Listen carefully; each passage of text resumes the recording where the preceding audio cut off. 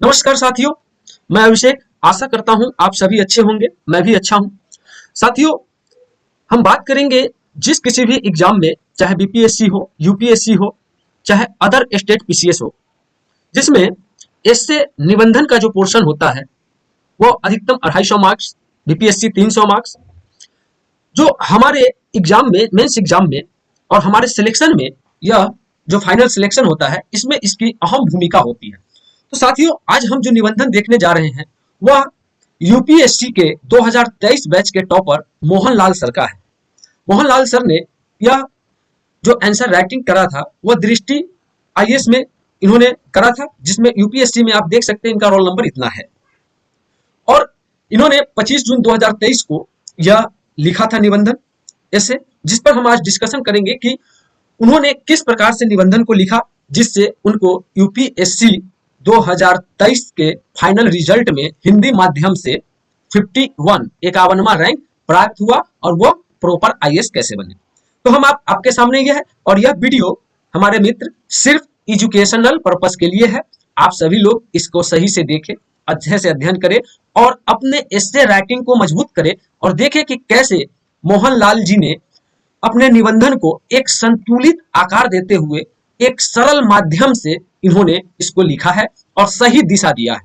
साथियों, अब हम स्टार्ट करते हैं इनका निबंधन को, हम लोग पढ़ते हैं, देखते हैं कैसे इन्होंने आंसर राइटिंग लिखा। इससे पहले दृष्टि आईएएस ने इनको फीडबैक दिया है, उस फीडबैक को भी देख लेते हैं।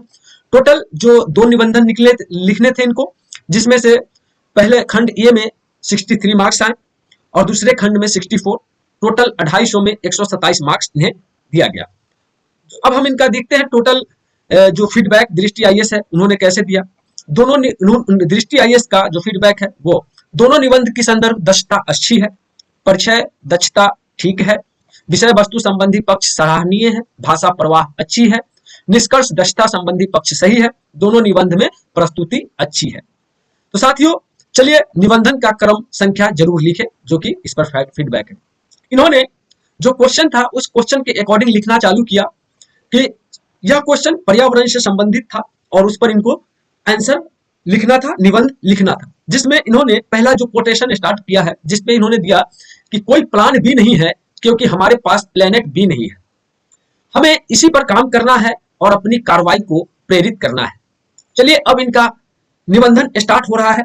सन 2021 की बात है जब पृथ्वी के फेफड़े कहे जाने वाले अमेजन वर्षा भीषण दवानल से अपनी पैठ खोते जा रहे थे।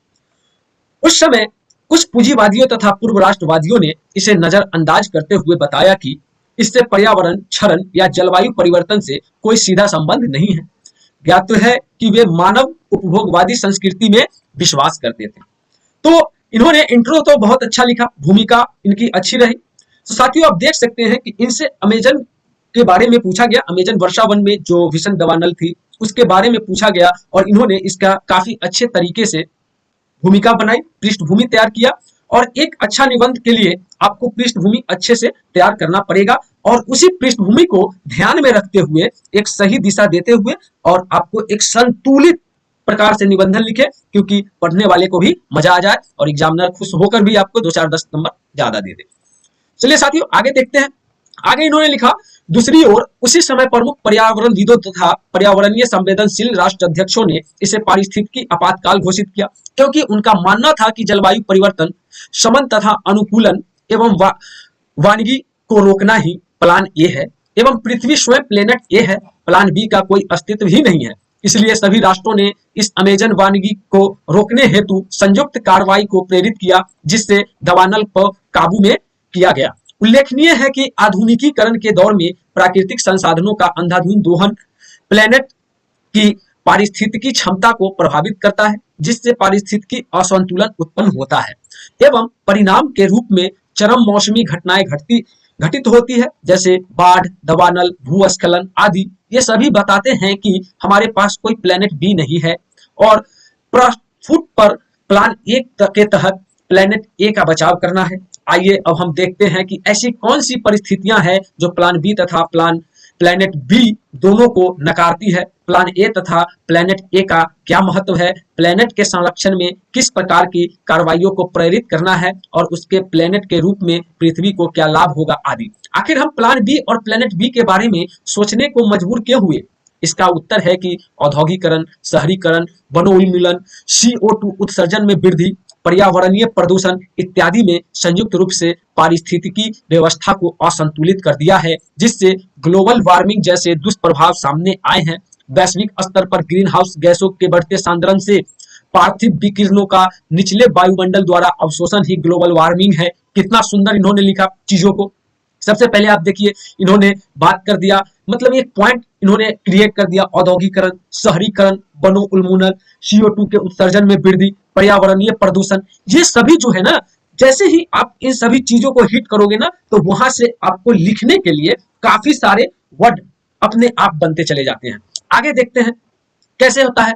फिर उसके बाद ज्ञात है कि ग्लोबल वार्मिंग के कारण सभी परिस्थितियों एवं तंत्र नकारात्मक प्रभावित हुए हैं, जैसे समुद्र जल स्तर में वृद्धि, ग्लेशियरों का पिघलना, महासागरीय अम्लीकरण, परमाफ्रॉस्ट का पिघलना, चरम मौसमी घटनाएं आदि। ये सभी घटनाएं प्लेनेट ए के असाधारणीयता तथा असत्ता को दर्शाती है और इस ओर इशारा करती है कि हमारे पास कोई प्लेनेट बी नहीं है।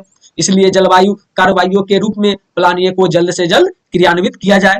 इसके अलावा असाधारणीयता के कुछ अन्य तत्व भी हैं जो बताते हैं कि प्लेनेट ए का क्या महत्व है, जैसे खास सुरक्षा, उत्तरजीविता, कृषि, वन, जल, जमीन का संबंध आदि। हम जानते हैं कि जीवन के रूप में ज्ञात पृथ्वी ही एकमात्र ऐसा प्लेनेट है जो सजीवों को आश्रय प्रदान करती है।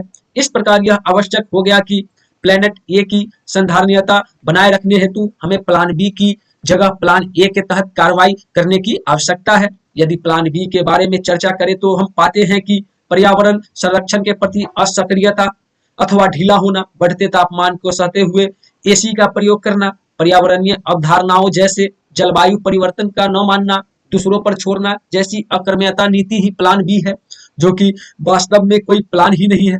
जैसा कि महात्मा गांधी ने बताया, पृथ्वी आवश्यकताओं की पूर्ति कर सकती है लेकिन लालच का नहीं। देखिए कितना शानदार इन्होंने कोट्स भी डाल दिया। इसीलिए लालच को कम करने हेतु प्लान ए पर कार्य करने की आवश्यकता है। ज्ञात है कि हाल ही में IPCC की 6ठी आकलन रिपोर्ट में, ठीक है, यह दर्शाया गया है कि पिछली एक सदी में औसत तापमान वृद्धि 2 डिग्री सेंटीग्रेड, CO2 की सांद्रता में 50% की वृद्धि, 100 mm से अधिक समुद्री जल स्तर में वृद्धि तथा 70% से अधिक पादप तथा जीव प्रजातियों विलुप्त होने के कगार पर हैं।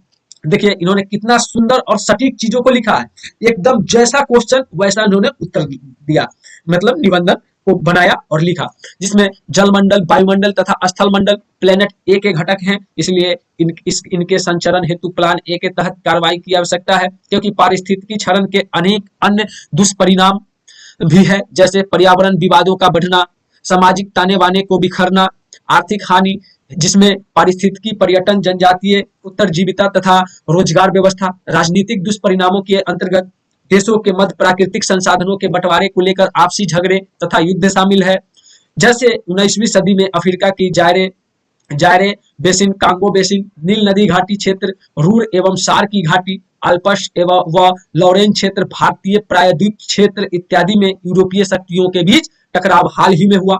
चीन में की 9 डेज लाइन के तहत विस्तारवादी नीति भी यही दर्शाती है कि प्लेनेट ए पर संसाधनों की सीमितता के कारण आपसी द्वंद्व बढ़े हैं। इस प्रकार के टकरावों को रोकने के लिए वैश्विक, राष्ट्रीय, राज्य तथा स्थानीय स्तर पर अनेक कार्रवाई की गई है। वैश्विक स्तर पर बात करें तो हम देखते हैं कि इसकी प्लेनेट ए के संरक्षण की शुरुआत 1972 के स्टॉकहोम सम्मेलन में हुई थी। 1987 में ब्रेटलैंड आयोग की रिपोर्ट के आधार पर पहली बार संधारणीयता को परिभाषित किया गया तथा प्लान ए के तहत पर्यावरण संरक्षण कार्रवाइयों को आवश्यकता पर जोर दिया गया।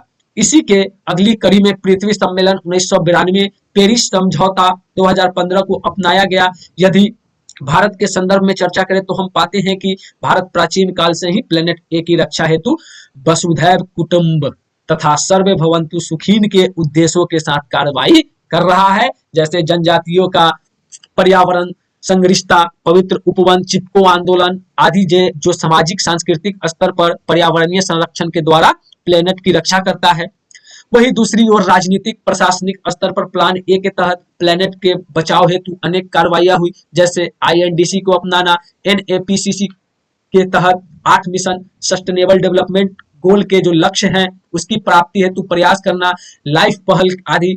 अगर बात करें तो इन्होंने कोई ऐसा डायमेंशन नहीं छोड़ा इसमें। इन्होंने ecology, environmental, international relation, political history, इन सभी चीजों को सम्मिश्रित करते हुए कितना अच्छा तालमेल बैठाकर एक सही डायरेक्शन में इन्होंने यह उत्तर लिखा, यह निबंध को लिखा।